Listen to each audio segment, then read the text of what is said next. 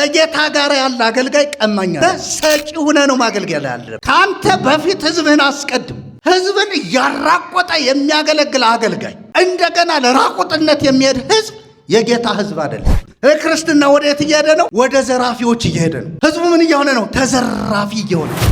በብሉይ ኪዳን የሚነገር ትንቢት ለቤተ ክርስቲያን አይሆንም። እንቅጩን ልንገር፣ ቤተ ክርስቲያን የተመሰረተችው በአዲስ ኪዳን መሰረት በክርስቶስ ምንም ማያውቅ ቤተ ክርስቲያን ህንፃ የሚመስለው ትውልድ እኮ ነው ያለው።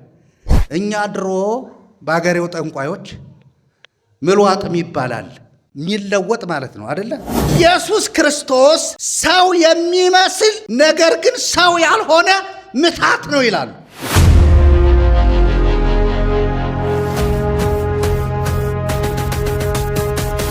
የእግዚአብሔርን ቃል አብረን እንከፋፈላለን። የእግዚአብሔርን ቃል በዕብራውያን መጽሐፍ ምዕራፍ 5 ያለውን ቃል እናወጣና እስከ ቁጥር 9 እና 10 ድረስ እናነባለን ማለት ነው። የእግዚአብሔር ቃል በዕብራውያን መጽሐፍ ምዕራፍ 5 ከቁጥር 1 እስከ 10 ያለውን ክፍል ነው ማነበው። ሊቀ ካህናት ሁሉ ስለ ኃጢአት መባንና መስዋዕትን ሊያቀርብ በሰው ተመርጦ ለእግዚአብሔር በሆነው ነገር ሁሉ ስለ ሰው ይሾማልና እርሱ ራሱም ደግሞ ድካምን ስለሚለብስ ላልተማሩትና ለሚስቱት ሊራራላቸው ይችላል። በዚህም ምክንያት ስለ ሕዝብ እንደሚያቀርብ እንዲሁ ስለ ራሱ ደግሞ መስዋዕትን ስለ ኃጢአት ሊያቀርብ ይገባዋል። እንደ አሮንም በእግዚአብሔር ከተጠራ በቀር ማንም ክብሩን ለራሱ የሚወስድ የለም። እንዲሁ ክርስቶስ ደግሞ ሊቀ ካህናት ሊሆን ራሱን አላከበረም። እንዲህ ይላል፣ አንተ እንደ መልከ ጼዴቅ ሹመት ለዘላለም ካህን ነህ። እርሱም በሥጋ ወራት ከሞት ሊያድነው ወደሚችል ከብርቱ ጩኸትና ከእንባ ጋር ጸሎትንና ምልጃን አቀረበ። እግዚአብሔርንም ስለ መፍራቱ ተሰማለት። ምንም ልጅ ቢሆን ከተቀበለው መከራ መታዘዝን ተማረ።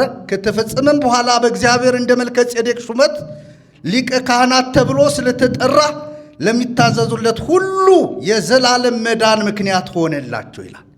ክብር ለእግዚአብሔር ይሁን። የምወስደው ኃይለ ቃል ዋጋ የተከፈለበትን ክርስትና አታቀል ነው። ርሱ ላይ ጋብዘኝ ይችላል፣ ግን ዋጋ የከፈለውን አካል እዚያ አውጥቼ ስለማሳይ ዋጋ የተከፈለበትን ክርስትና አታቅልል። ዋጋ ምን ያለበትን የተከፈለበትን አንተ ዋጋ የከፈልክለት ክርስትና እስከሌለ ድረስ፣ አንቺ ዋጋ የከፈልሽለት ክርስትና እስከሌለ ድረስ ዋጋ የከፈለ አካል ስላለ የክርስትናው ባለቤትና የክርስትናው ማዕከል ዋጋ የከፈለው እያለ ሌላውን ዋጋ ያልከፈለ አካል ዋጋ እንደከፈለ አድርጎ መቁጠር ዋጋ የከፈለውን አካል ማቅለል ነው። ሌላው የተቀበልነው ክርስትና ራሱ ዋጋ የተከፈለበት እንጂ ዋጋ የከፈልንበት አይደለም። ስለዚህ ይህንን ዋጋ የከፈለው አካል ማን ነው? ክብር ለኢየሱስ ይሁን። ዋጋ የከፈለው አካል ማን ነው? እንግዲህ ከላይ ዛሬ ስለ ሊቀ ካህን ማውራት ብዙም ስለማያስፈልግ ብዙ ጊዜ ስለሚወራ ኢየሱስ ክርስቶስ አብሮት ተወዳድሮ በምርጫ ካርድ አንተ ሊቀ ካህን ትሆናለህ ተብሎ የተመረጠ ሳይሆን ኢየሱስ ክርስቶስ እንደተነገረው እንደ ቃሉ እግዚአብሔር ይቤለኒ ወልድየ አንተ ወአነ ዮም ወለድኩከ፣ እግዚአብሔርም አለ አንተ ልጄ ነህ እኔ ዛሬ ወለድኩህ። ደግሞም በሌላ ቦታ አንተ ካህኑ ለዓለም በከመ ሲመቱ ለመልከ ጼዴቅ መሐለ እግዚአብሔር ወይንየስ። ይኸው አንተ ለዘላለም እንደ መልከ ጼዴቅ ካህን ነህ አለ። ለምን ሲባል ሌሎች ሊቃነ ካህናት የነበሩ ብዙዎች ነበሩ። ከነሱ ተለይተ ከሰው ሳይሆን ከራሱ ከእግዚአብሔር የመጣ ሊቀ ካህን ስለሆንክ ሊቀ ክህነትህ ለዘላለም እንደ መልከ ጼዴቅ ነው፣ እንደ አሮን አይደለም የሚለውን ጽንሰ ሐሳብ ያነሳል። ይህ ክፍል ይህን ካነሳ በኋላ በብሉይ ኪዳን የነበሩት ሊቃነ ካህናት ለራሳቸውና ለሕዝቡ የሚያቀርቡትን መስዋዕት ይናገራል። የብሉይ ኪዳን ሊቀ ካህን ደካማ ስለነበረ ድካምን ስለሚያውቅ ለደካማው ሕዝብም ለራሱም ድካም መባና መስዋዕት ምን ይል ነበር? ያቀርብ ነበር። ስለዚህ ያ ሊቀ ካህን እንደሚያቀርበው አይነት መስዋዕት ሊያቀርብ የመጣ ሊቀ ካህን ሳይሆን ኢየሱስ ራሱን ለእግዚአብሔር አብ መባና መስዋዕት አድርጎ ያቀረበ ብቸኛ ሊቀ ካህን ነው ማለት ነው። ስለዚህ ኢየሱስ ክርስቶስ በቁጥር 7 ላይ እንደምናነበው በሥጋ ወራት ይላል። በምን ወራት? በደንብ ዛሬ ገንጥለን ነው ምንመታው። መለኮትን ጥገኝነት በማድረግ ከመለኮት ጋር ነገሮችን በማጣበቅ ከፍጹም አምላክነት ጋር በማጣበቅ የኢየሱስ ክርስቶስን ሰው ሆኖ የከፈለውን ዋጋ የሳተ ትምህርት በዓለማችን ላይ ስላለ እሱን እንደፈዋለን በኢየሱስ ስም። ምክንያቱም ኢየሱስ ሰው የሆነ ዋጋ ሊከፍል ነው። ሰው የሆነ ነው ያልኳቸው። ሰው ሆነ ማለት ስጋ ሆነ ነው አይደለም? ስጋ ሆነ። ስጋ የሆነ ምን ሊል ነው? ለሰው ልጆች ዋጋ ሊከፍል ነው። ሰው ሆነ ስንል እኛን ሆነ ማለት ነው። አንዳንድ ሰዎች ምን ይላሉ? ኢየሱስ ክርስቶስ ሰው የሚመስል ነገር ግን ሰው ያልሆነ ምታት ነው ይላሉ። ሰው የሚመስል ሰው ያልሆነ ምታት በኢየሱስ ስም የተመታ ይሁን። ኢየሱስ እንደኛ ሰው የሆነ እኛን የመሰለ ስለ እኔና ስለ እናንተ መባና መስዋዕት ሆኖ ሊቀርብ ራሱን ባዶ ያደረገ ክብሩን መቀማት እንደሚገባ ነገር ያልቆጠረ ነገር ግን ደግሞ አምላክ ሆኖ እያለ ሰው ሆኖ በፈቃዱ ለእኛ የሞተ ትክክለኛ ሰው ነው። ትክክለኛ ሰው ምታት አይደለም። ይህንን የሚያስተምሩ ሰዎች መተተኞች ናቸው። ስለዚህ ይህን ትምህርት ለመድፋት ነው ዛሬ በዚህ መድረክ የቆም። አንዳንዶቹ አምላክ እንዴት ሆኖ ይሞታል? አምላክ ከሆነ ለምን ሞተ? ለምን ይሞታል የሚሉ አካላት አሉ። አምላክ ነው፣ አዎ። ግን አምላክ አይሞትም። መለኮት አይሞትም። መለኮት ሕያው ነው። በምንም ታምር ሊሞት አይችልም። ክርስቶስ ኢየሱስ የሞተው በምኑ ነው? ንገሩኛ። በስጋ ሞተ ነው የሚለን።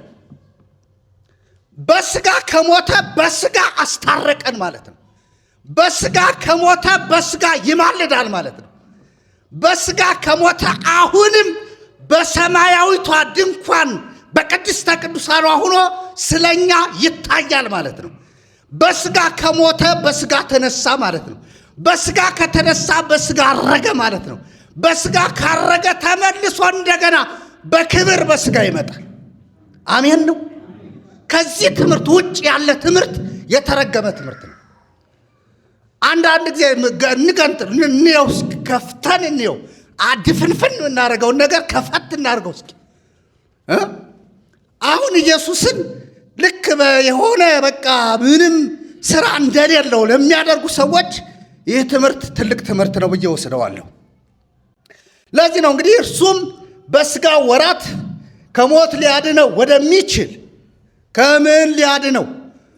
ከሞት እስኪ በሉት፣ ከሞት ሊያድነው ወደሚችል ወደ ማን?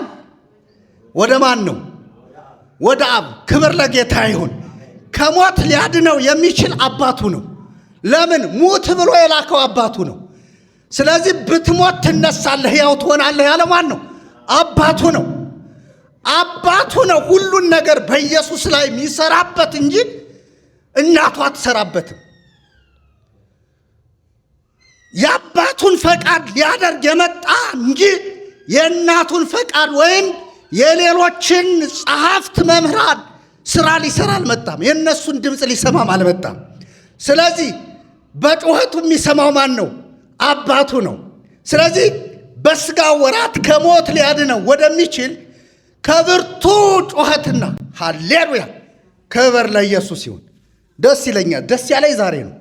ያኔ ቢሆን አለቅስ ነበር አብሬው። ያኔ አብሬው በሆን ከኢየሱስ ጋር አምጥ ነበር። ያኔ ኢየሱስ ሲጨነቅ ባይኖሮ አምጥ ነበር፣ እጨነቅ ነበር። አሁን ግን ኢየሱስ ይህንን ሁሉ መከራ ታግሶ አልፎ የመጨረሻውን የመስቀል ሞት ሞቶ ተቀብሮ ተነስቶ በክብር አርጎ በአብ ቀኝ አለ። አሁን እሱ ማንም ሊቀርበው በማይችል በታላቅ ብርሃን ውስጥ ይኑር እንጂ ኢየሱስ አሁንም ስለኛ ይታያል። ክብር ለኢየሱስ ይሁን። ከብርቱ ጩኸትና ከእንባ ጋር ብርቱ የሚለው ያበረተዋል። አንዳንድ ጊዜ ዝም ብለው በደስታ የሚፈሱ እንባዎች አሉ አይደል?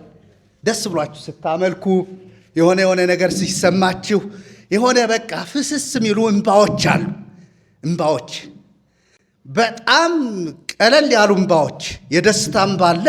እንዲሁም ደግሞ ትንሽ ቆንጠጥ ስንደረግ የምናለቅሳቸው እንባዎች አሉ። ይሄኛው እንባ ግን ብርቱ እንባ ነው። የሆነ የእንባ ጉዳይ አይደለም። ያን እንባ ጉዳይ ብቻ አይደለም። የውስጥ አጠቃላይ ህመም ምክንያት ነው። ያበረታውም ህመሙ ነው። የህመሙ ጥግ ነው። የህመሙ ምንድን ነው አልኳችሁ? ጥግ ነው። ህመሙ እጅግ ከባድ ነው። ለምን? ኢየሱስ የተሸከመውን ማየት ነው። ለምን እንደዛ ብርቱ እንዳደረገበት ለማየት ማለት ነው። ከብርቱ ጩኸት እና ከእንባ ጋር ጸሎትና ምልጃን አቀረበ ይላል። ምንና ምንን? ጸሎትና ምልጃን አቀረበ ይላል። ሲያቀርብ ግን በጩኸትም በምንም ነው፣ በእንባም ነው። ገአረ ኢየሱስ ብለን ድሮ በዜማ ገአረ ጮኸ ብለን ምንተወው እንደሱ ነው። ጸከልሃ ኢየሱስ ብለን በዜማ ምንተወው ነው አይደለም። ከባድ ነው፣ እጅግ ከባድ ነው። ለሰው የማይቻል ነው። ማንም ሰው ኃይለኛ ብርታት አለው የተባለ ሰው ቢሆንም እንኳ የኢየሱስን አይነት ጩኸትና እንባ የሚያስመጣ መከራ የተቀበለ አካል የለም። ይህንን ያደረገው ደግሞ የኔና የናንተ ኃጢአት ነው። የኔና የናንተ ክፋት ነው። የኔና የናንተ አመጽ ነው። አጠቃላይ የሰው ልጆች አመጽ ነው ይህን እንዲሆን ያደረገው። ለዚህ ነው ሐዋርያው ጳውሎስ ምን ይላል? እኛ በእርሱ ሆነን የእግዚአብሔር ጽድቅ እንሆን ዘንድ ኃጢአት ያላወቀውን እርሱን ስለ እኛ ኃጢአት አደረገው ይላል። ወገኖች እናንተን ልጠይቃችሁ፣ የሆነች ትንሽ ኃጢአት፣ ትንሽ ልበላት፣ ትንሽ ኃጢአት ሰርታችሁ ህሊናችሁ ምን ያክል ነው የሚወቅሳችሁ? የእናንተ የራሳችሁ ህሊና። አሁን በጌታ የሆነ ሰዎች የሆነች ኃጢአት ስናደርግ ስንዋሽ ትንሽ እንትን ይለናል አይደል? ሰቅጠት ትለናለች። እስኪ አጠራቅሟት እሷን ትንሿን ለዓለም ስጧት። እስኪ ለዓለም ትንሿን ኃጢአት ትንሽ ምንላትን አጠቃላይ ለዓለም ትንሽ ትንሽ አድርገን እንስጠው። እስቲ ለዓለሙ ሁሉ ትንሽ ትንሽ አድርገን ሰጠነው። ያንን ግን አምጥተን ኢየሱስ ላይ ብንጭ ነው፣ አንዱ ላይ ብንጭ ነው። ለእግዚአብሔር ክብር ይሁንለት። ከሱ ላይ ብንጭ ነው ምን ያክል ይከብደዋል? ለእያንዳንዱ ትንሽ ትንሽ ነው። ለሱ ግን አጠቃላይ ትንሽ ትንሹ ተጠራቅሞ ቢጫንበት ምን ያክል ይከብደዋል ብላችሁ ታስባላችሁ? ይኸውልህ ያስጮኸው የተሸከመው ግንድ አይደለም። ያስጮኸው የተደበደበው መደብደብ አይደለም። ያስጮኸው የሰው ልጆች ኃጢአት ነው። የኔና የናንተ የዓለም ኃጢአት ነው ያበረታበት፣ ጩኸቱን እንዲበረታ ያደረገው፣ እምባውን እስኪጨርስ ድረስ ያደረገው የዓለም ኃጢአት ነው። ታዲያ ኢየሱስ የከፈለውን ዋጋ ማየት አለብን። ጸሎትና ምልጃን አቀረበ ይላል። እግዚአብሔርንም ስለ መፍራቱ ተሰማለት ይላል። ኢየሱስ ክርስቶስ እግዚአብሔር ነው። አዎ እግዚአብሔር ነው። ኢየሱስ ክርስቶስ ሰው ነው። አዎ ፍጹም ሰው ነው፣ ፍጹም አምላክ ነው። ነገር ግን ይህንን የሚሆነው በፍጹም አምላክነቱ ቢሆን አንደኛ እንባ የሚባል ነገር በጥረገጡ አይቀርፍም። ምልጃ ጸሎት የሚባልም ባጥረገቱ አይደለም፣ ባህሪውም አይደለም። በአምላክነቱ የሱ ባህሪም አይደለም።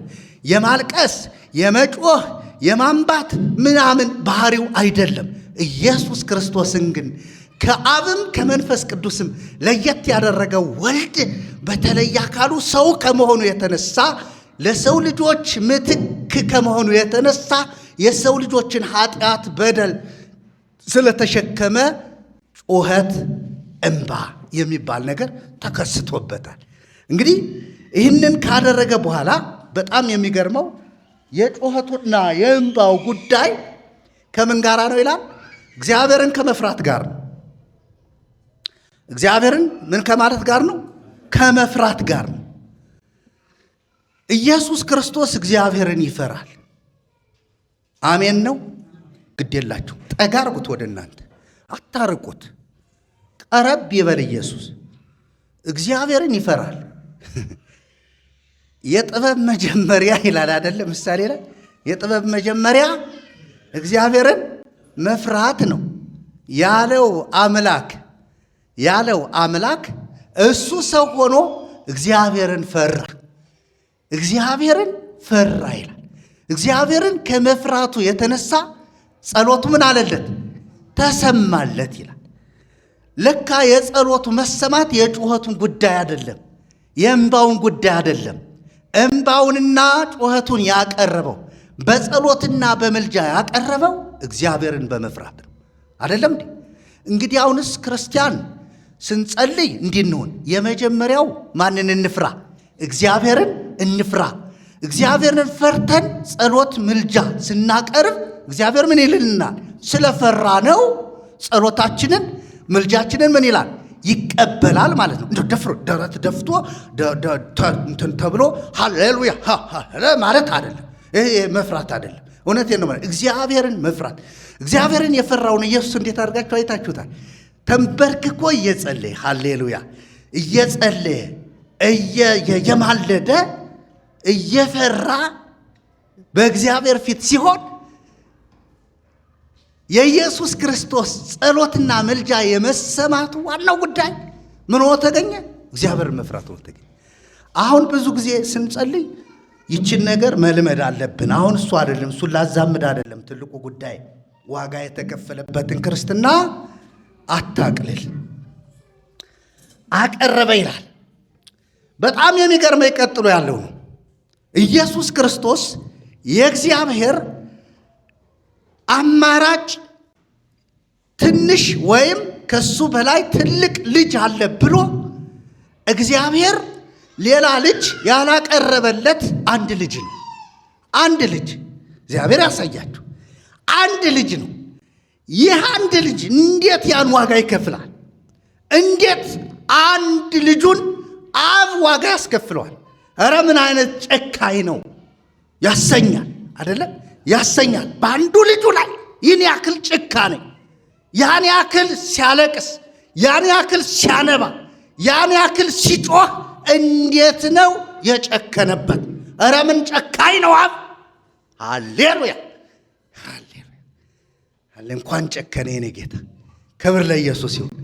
አብ በልጁ ባይጨክን እኔና እናንተ አሁን ቁጭ ብለን እግዚአብሔር አብን እናመልከው ነበር። ጨከነበት። የሚገርመው ግን ምንም እንኳ ልጅ ቢሆን ይላል። ኦ ሃሌሉያ!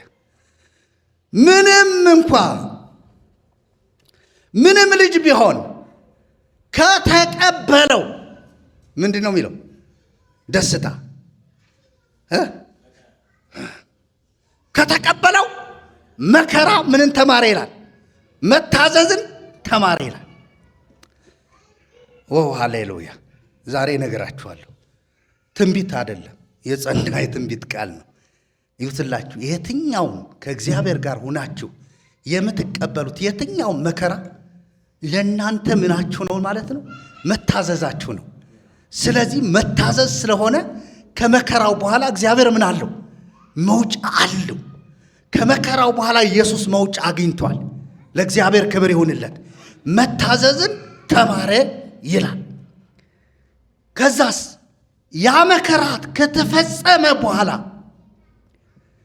በእግዚአብሔር እንደ መልከ ጼዴቅ በማን በእግዚአብሔር እንደማን ነው ያለው? እንደ መልከ ጼዴቅ። ለምንድን ነው እንደ መልከ ጼዴቅ ያለ? ለምንድን ነው እንደ ቀደመ ክብሩ እንደ እግዚአብሔርነቱ ያላለን? ኧረ በሕግ አምላክ፣ ኧረ በሕግ አምላክ፣ ኧረ ወገኔ ስማኝ አድምጥ። እንደ መልከ ጼዴቅ ማለት መልከ ጼዴቅ የዘር የትውልድ ሐረጉ አይታወቅም እንጂ ምንድን ነው? ሰው ነው። ለምን የትውልድ ሐረጉን አልጻፈልንም? አላውቅም። ለምንድን ነው የሙሴ ሥጋ ያልተገኘ? የምታውቀው ነገር አለ? አላውቅም ነው የሚባለው። በቴዎሎጂያን ዘንድ ምን ይባላል? እንሄደው እንደገና ሙሴን ከመቃብሩ ሄደው ናደነን ብለው እንደገና ሙሴን እንዳያመልኩት በቃ መቃብሩን አጠፋባቸው። መቃብሩ እንዳይታይ ያደረገ ወይም በቃ ተሰወረ። እውነትን ተሰወረባቸው፣ ተሰወረ። ለምን ደበቀው? ደበቀው። መልከ ጼዴቅ ለምንድን ነው የትውልድ ሐረጉ ያልተቆጠረ? እንኳንም አልተቆጠረም። እንኳን የመልከ ጼዴቅ ተቆጥሮ የአሮን ተቆጥሮ አይደል አሁን እያስቸገረን ያለ? ይህን ዘርፋፋ ሁሉ ከዛ አይደል የምንለብሰው?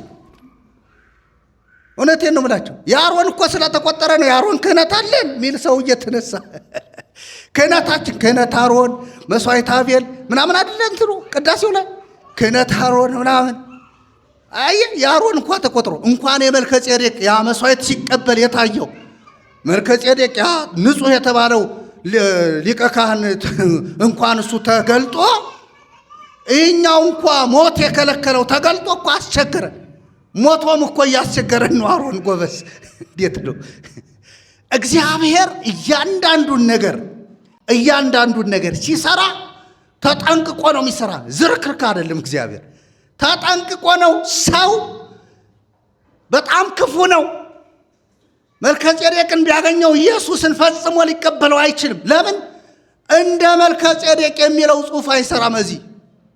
ነገር ግን አሁን የሰራ መልከ ጼዴቅ ስላልተገኘ ኢየሱስ ግን እንደ ማለት እንደ ገሌ እንደ ሁለተኛው እንደዛኛው ሰው ማለት ነው እንጂ መልከ ጼዴቅ ነው ማለት አይደለም። አንዳንድ ሰዎች ደግሞ ኢየሱስ መልከ ጼዴቅ ነው የምትሉ ሰዎች እንደ ማለት እንደ ገሌ ማለት በቃ አብሮህ እንዳለ ሰው ማለት ነው።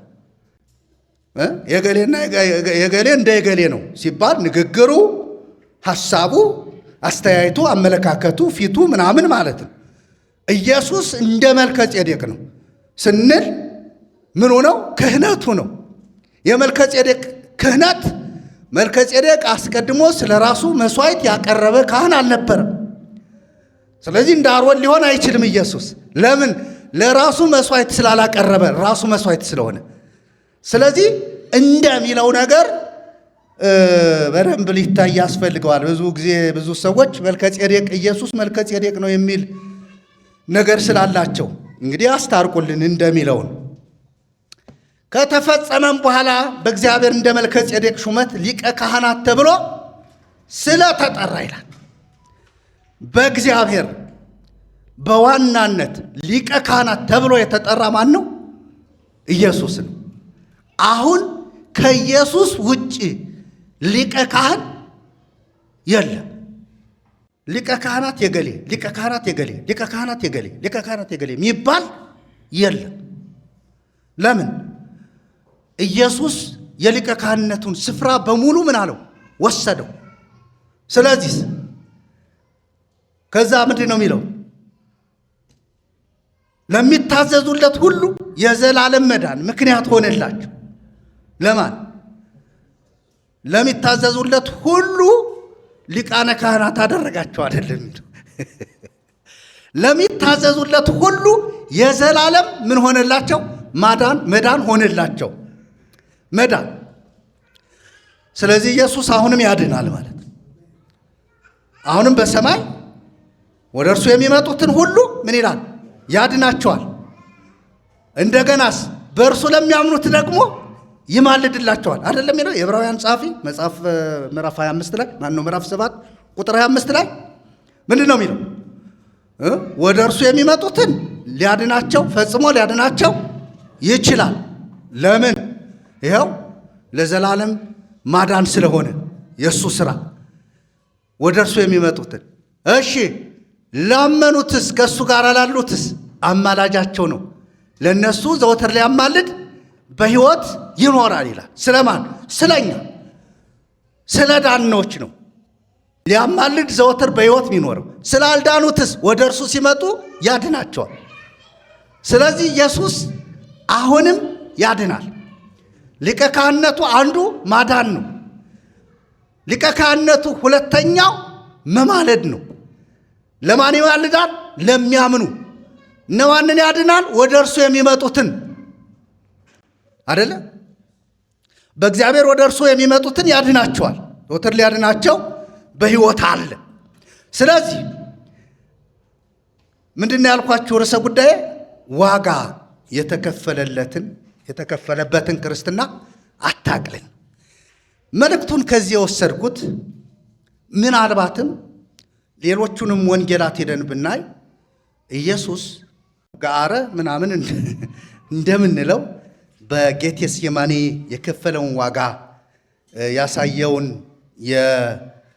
የጭንቀት በእግዚአብሔር ዘንድ የነበረውን እሰጥ አገባ እንዲያውም ጽዋውን ከሱ እንዲያሳልፍለት ያን መራራ ጽዋ ያንን መከራ ከእርሱ እንዲያነሳለት ከጠየቀ በኋላ እግዚአብሔርን ስለሚፈራ ነገር ግን የኔ ፈቃድ ሳይሆን ያንተ ፈቃድ ይሁን እያለ መከራውን ጭልጥ አድርጎ የጠጣ ዋጋ የከፈለ ለክርስትና ማን ነው ቢባል ኢየሱስ ብቻና ብቻ ነው።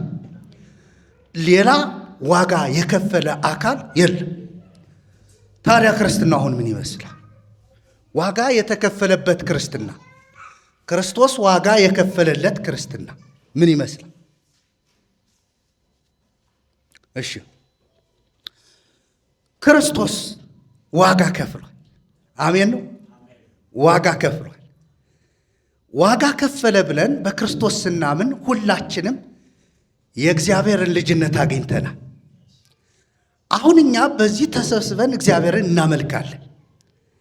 ነገር ግን ክርስትናው ምን ይመስላል? ዋጋ የተከፈለለት ወይም የተከፈለበት ክርስትና ምን ይመስላል የሚለውን ማየት አለብን። ክርስትና አሁን ክርስቶስን ይመስላል ወይ? ይመስላል? እስኪ ንገሩኝ። አስመስሏል አለ። ጥሩ እንትን ነው። አስመስሏል። ይህንን ነገር ትንሽ ደፈር ብለን መናገር ያለብን ይመስላል። ኢየሱስ ወደዚህ ምድር የመጣ ነቢያትን ሊቀባ አይደለም ነው እንዴ? ሊቀባ ነው የመጣው ኢየሱስ። መጽሐፍ ምን ይላል? ዓለም በልጁ እንዲድን ነው እንጂ በዓለም እንዲፈርድ እግዚአብሔር ልጁን ወደ ዓለም አላከውም ይላል። ኢየሱስ ማንን ሊያድን ነው የመጣ? ዓለምን ሊያድን ነው የመጣ። ነቢያትን ሊቀባ አልመጣ። አሜን ነው። እሺ ነቢያትን ጸጋ የሰጣቸው ማን ነው? መንፈስ ቅዱስ ነው አይደለም? ያ አንዱ መንፈስ ለእያንዳንዱ ልዩ ልዩ የሆነ ጸጋ ይሰጣል። ከጸጋዎች አንዱ ምንድን ነው? ትንቢት ነው። መንፈስ ቅዱስ የመጣ ማንን ሊያከብር ነው? ኢየሱስን ምን ሊል ነው? ሊያከብር ነው። መንፈስ ቅዱስ መጥቶ ሆን ብሎ ለአገልግሎት ነቢያትን ቀብቶ አገልግሎቱ በነቢያት ብቻ እንዲነጉድ ለማድረግ ነው አይደለም። ሰዎች ሁሉ በኢየሱስ ስለማያምኑ እንዲያምኑ ሊወቅስ ነው። አንድ። በሁለተኛ ደረጃ በዚህ ዓለም ያለው ክፉ ዲያብሎስ በሰዎች ላይ ቀንበር ስለጫነ የጫነው ቀንበር ከንቱ እንደሆነ ዲያብሎስ እንደተፈረደበት ሊናገር ነው። ሁለት። ኢየሱስ ያገለገለውን አገልግሎት በሙሉ ሊያስተዋውቅ ነው። ክብር ለኢየሱስ ይሁን። ሰዎችን ሁሉ ወደ ኢየሱስ እንዲመጡ ሊያደርግ ነው። በዋናነት አሁን ስለ ጸጋ ስጦታ እያወራሁ አይደለም። አሁን አይታችሁት ከሆነ ቤተ ክርስቲያን በምን ተመስርታ ትሄዳለች ብትሉ በመጋቢዎችም አይደለም፣ በወንጌላውያንም አይደለም፣ በረኞችም አይደለም፣ በቄሶችም አይደለም፣ ወይም በመርጌቶችም አይደለም። ቤተ ክርስቲያን አሁን እየተንገዳገደች ያለችው አንድ ሰው ተነስቶ እኔ ተቀብቻለሁ የሳምሶን ቅባት አለብኝ ካለ ቤተ ክርስቲያን ናት አይደለች የሚለውን ትነግሩኛላችሁ። ተቀብቻለሁ፣ እግዚአብሔር ቀብቶኛል፣ ፀጉሬ ሁሉ ቅባት ነው፣ ልብሴ ቅባት ነው ካለ ያን ተከትላ ነው የምትሄደው። አሁን ቤተ ክርስቲያን ዋጋዋን ምን እያለች ነው? ዋጋ የተከፈለበትን እያጣች ነው። ቤተ ክርስቲያን አካሏ ማን ነው? ክርስቶስ ነው። የክርስቶስ ምንድን ነች? አካል ብልት ነች። የቤተ ክርስቲያን ራስ ማን ነው? ክርስቶስ ነው። ለምንድን ነው ክርስቶስ የቤተ ክርስቲያን ራስ የሆነ? ዋጋ ስለከፈለ ነው። ታዲያ ቤተ ክርስቲያን ሁልጊዜ ወደ ማን ነው መጣበቅ ያለባት? ወደ ክርስቶስ ነው። ወደ ክርስቶስ የማያደርሱ አገልጋዮችን ምትከተል ቤተ ክርስቲያን ትባላለች? አትባልም። ደፍሬ ነው የምነግርህ። ለምን ነገ አትገድለኝ ከፈለግ?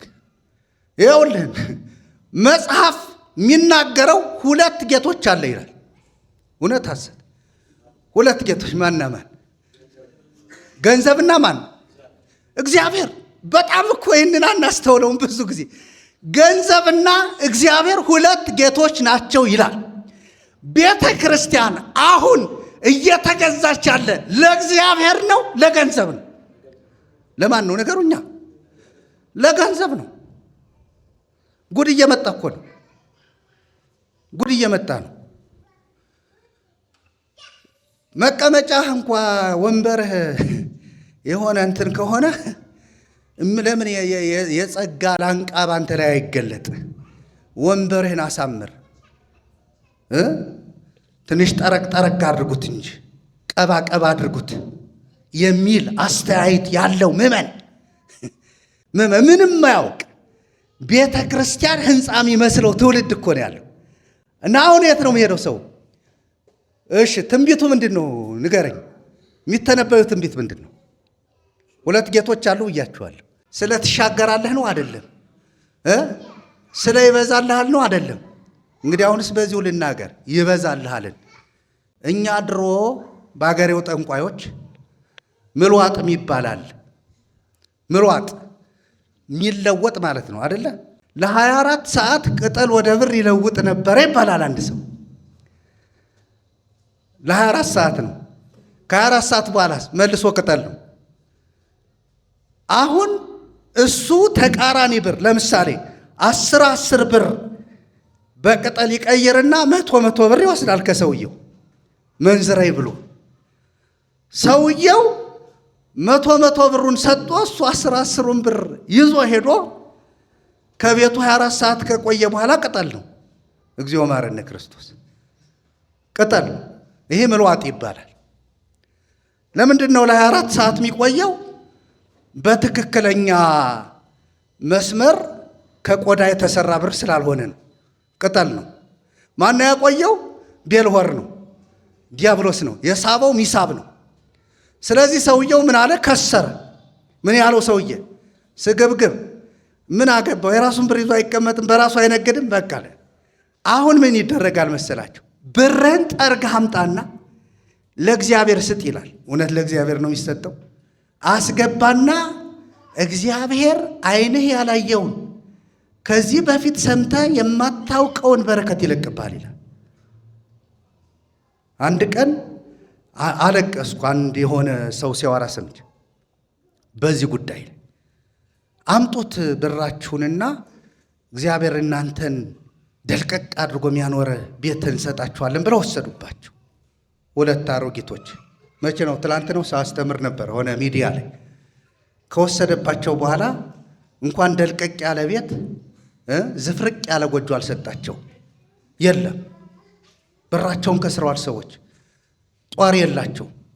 ታዲያ አገልግሎቱ ምን ይመስላል? ክርስቶስ ቢሆን ምን ያደርግ ነበረ? የክርስቶስ አገልግሎት ምን ነበር? ያስተምራል አይደለ? ኢየሱስ ያስተምራል። ሲያስተምር አሰናብተው ይህን ሕዝብ የሚበላው የለም አሰናብተው አሉት አይደለ? ዮሐንስ ወንጌል ምዕራፍ 6 ላይ አሰናብተው አሉት። እንዴት የሚበላው የለውም? እነማን ናቸው እንዲህ አሉ? ቀላቅለው የያዙ ኢየሱስንም እንጀራ የያዙ ናቸው አላቸው። የሆነች እንጀራ አለቻቸው ፍንጭ፣ 2 ዓሣና 5 ገብስ እንጀራ አላቸው። ከዛ ምን አሉት? አሰናብት። ለምን የሚበሉት የላቸው? እናንተ ምን አላችሁ? እኛማ አንድ ሰው 5 የገብስ እንጀራ ይዞ አይተነዋል የኛ። እሺ ሌላስ? 2 ዓሣም አለን። አልሰዳቸውም። ሃሌሉያ። አይሄዱም፣ አልሰዳቸውም። ለምን?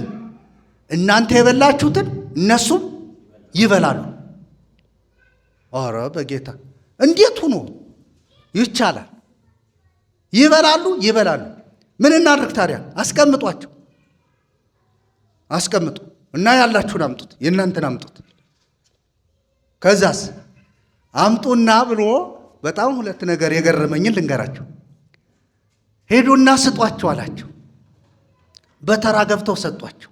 ስንት ሕዝብ ነበረ የሚለው? 5000። ስንት ነው እንጀራው? 5። ስንት ነው ዓሣው? 2። ሄዱና ስጧቸው አለ። ሰጧቸው።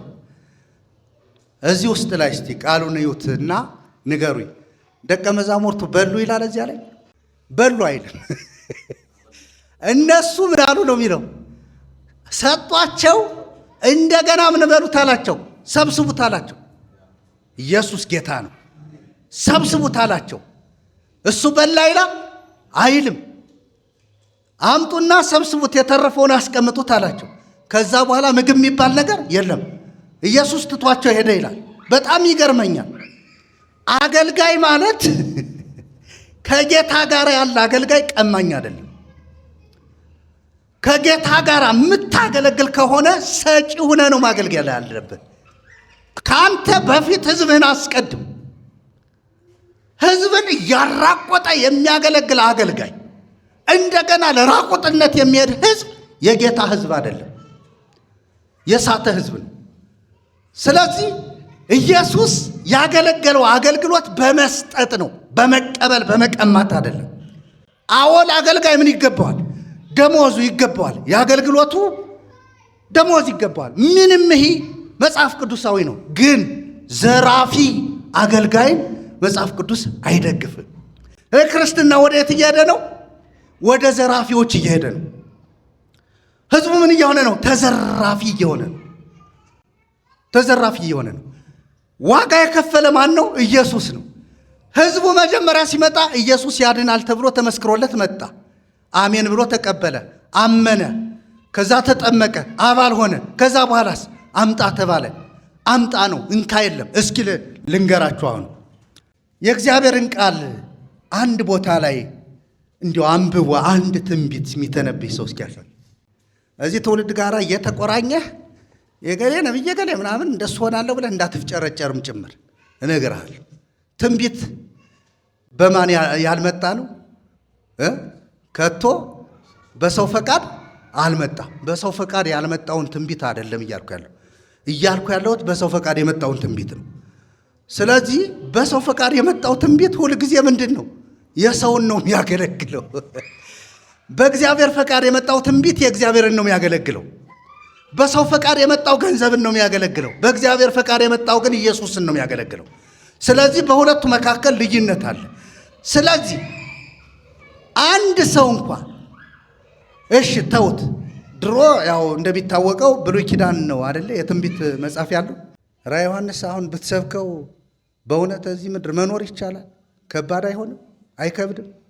እሱን ሁል ጊዜ ብናወራው እንኖራለን፣ እንነቅላለን እንጂ ራዕየ ዮሐንስ ወደፊት ጌታን የሚያሳየን ከሱ ጠቅሶ የሚተነብይ ስለ ገንዘብ የሚያወራ ነቢይ የለም።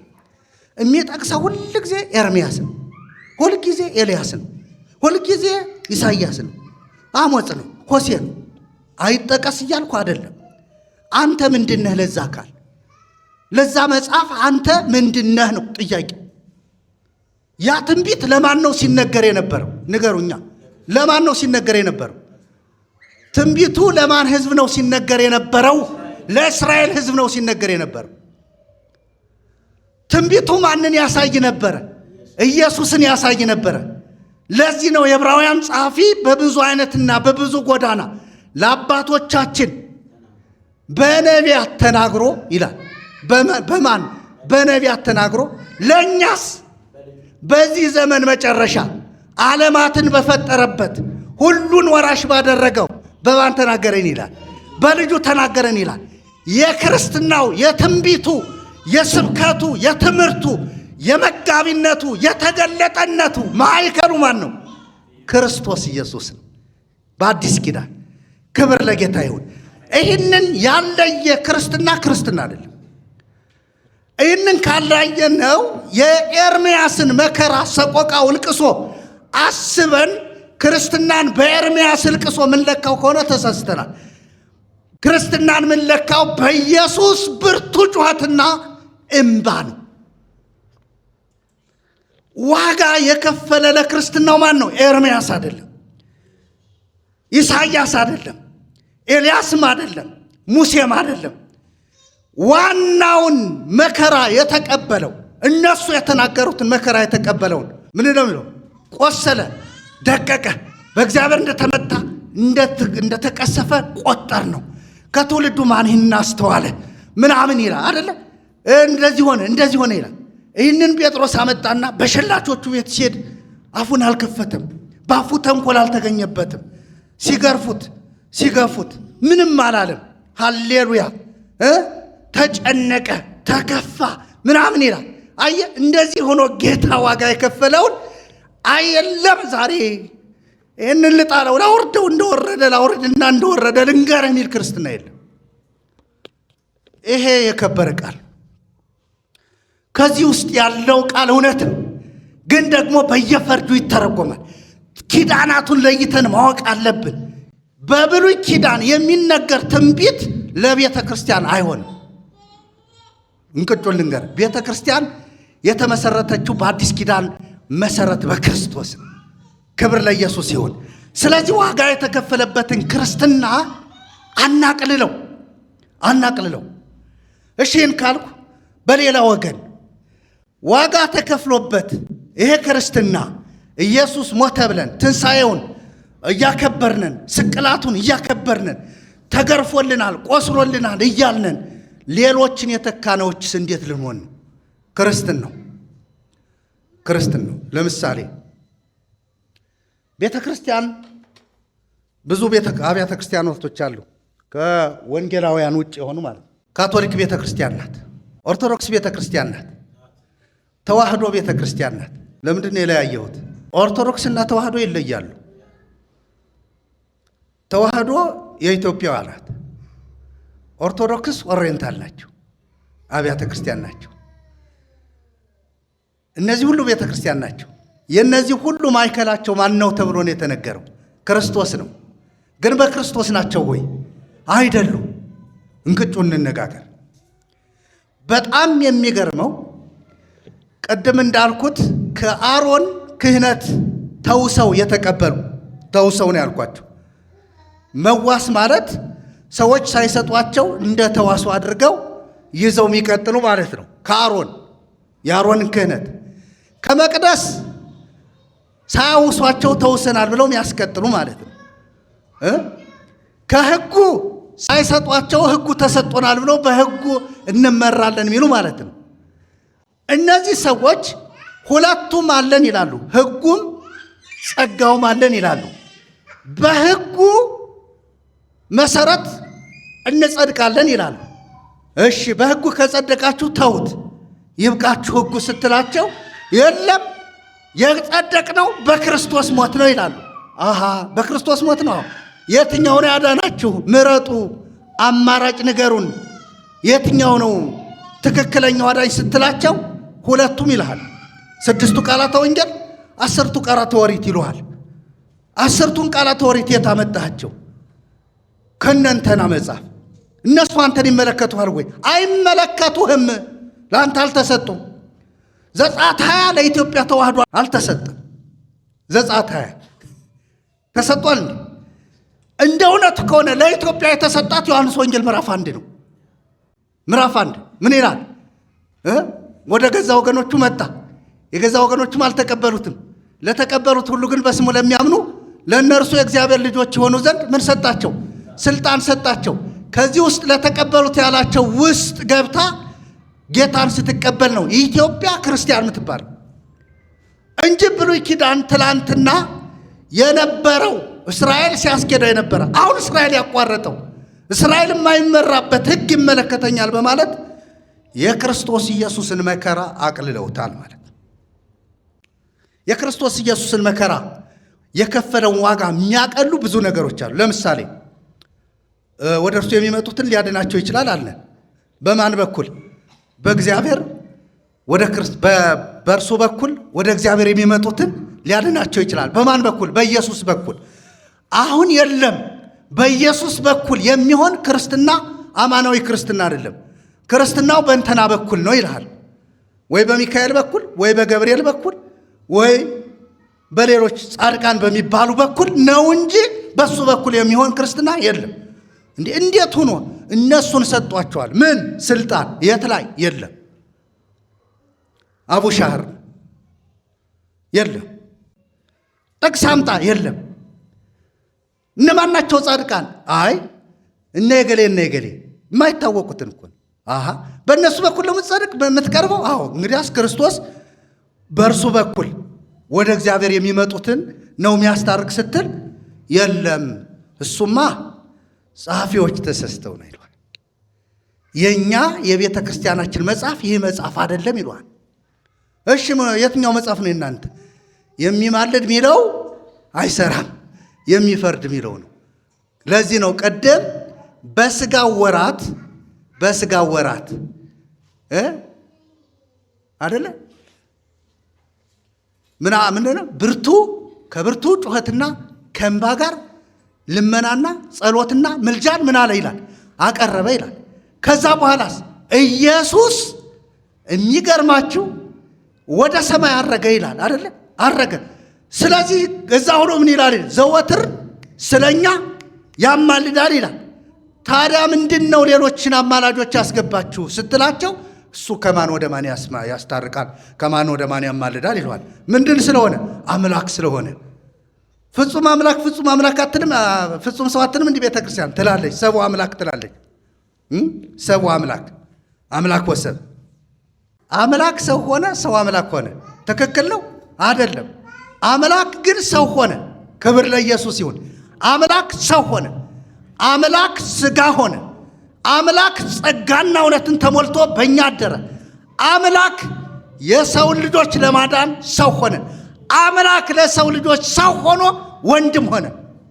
ክብር ለኢየሱስ ይሁን። ለዚህ ነው ወንድሞቼ ብሎ ሊጠራል አያፍርብንም። እንደዛማ ካልነው ተያይዘን ሁላችንም አምላኮች ሁነን ወንድሞቼ ስለሚለን ምን ይበቃናል? እዛ በስልጣን ሽሚያ መንግሥተ ሰማያትን ነው የምናናውጣት። አምላክ አንድ ብቻ ነው።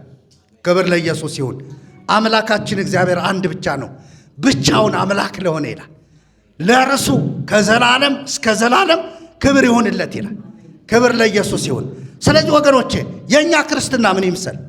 የኛ ክርስትና ክርስቶስን ይምሰል። የኛ ክርስትና ዋጋ ስለተከፈለበት ዋጋ የከፈለውን ጌታ መልክ ይግለጥ። የኛ ክርስትና እንግዲያውንስ በሌሎች ጣጣችንን በመቀሰር ሳይሆን ሁልጊዜ ወደ እርሱ በመቅረብ የሚደረግ ሕይወት ያለው ይሁን። የኛ ክርስትና ከዚህ የተለየ ከሆነ እንደዛው ነን።